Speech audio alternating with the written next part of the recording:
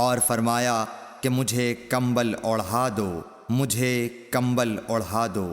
لوگوں نے آپ کو کمبل اوڑھا دیا۔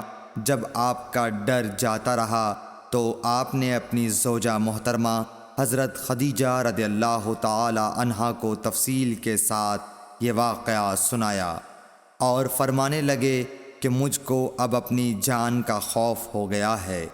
آپ کی اہلیہ محترمہ حضرت خدیجہ رضی اللہ تعالی عنہا نے آپ کی ڈھارس بندھائی اور کہا کہ آپ کا خیال صحیح نہیں ہے۔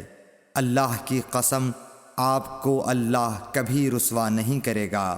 آپ تو اخلاق فاضلہ کے مالک ہیں، آپ تو کنبہ پرور ہیں، بے کسوں کا بوجھ اپنے سر پر رکھتے ہیں، مفلسوں کے لیے آپ کماتے ہیں، مہمان نوازی میں آپ بے مثال ہیں اور مشکل وقت میں آپ امر حق کا ساتھ دیتے ہیں۔